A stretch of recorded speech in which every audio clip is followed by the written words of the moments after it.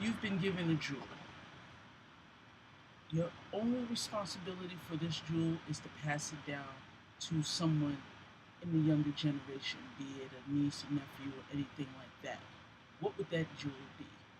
For me, it's hip hop. I decided to pass this jewel down to the generations in the past, from the generations of the past to the future. Now, most people don't think hip hop is a jewel. I do.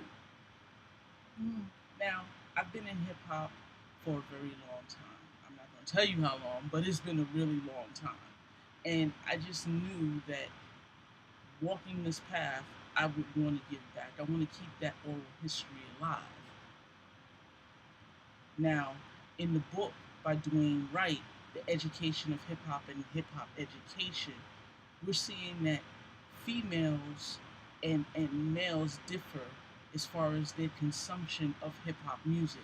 They're getting younger, but today's hip hop music is really killing our youth.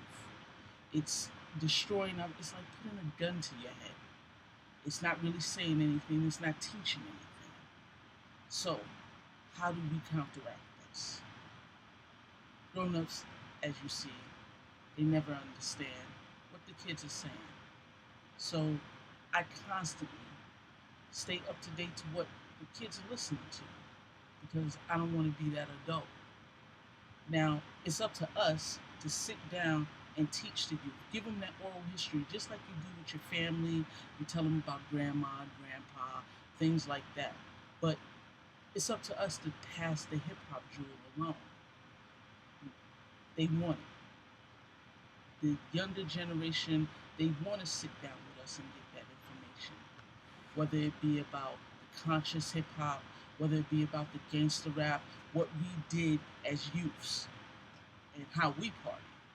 Now, I joined the Universal Zulu Nation, which is a hip hop awareness organization. So I kind of know what I'm talking about. You know, it's like Gail Mitchell and a bunch of other people say there's a lot of them in the article New Hip Hop Generation Returns to Activism. These kids are looking for it. They want this information. They want to know where it started and why we're trying to keep it alive.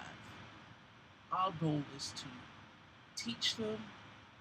Don't judge them about what they're looking at or listening to now, and try to find that common ground.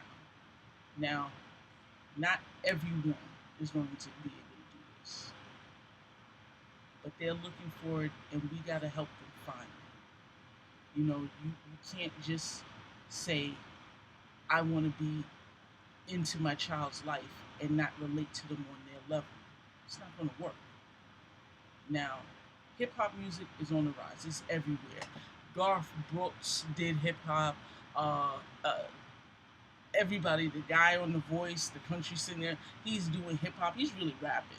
So hip hop is the culture that these children are living in. You can't look at them and be like, yeah, it's not good. It's not good.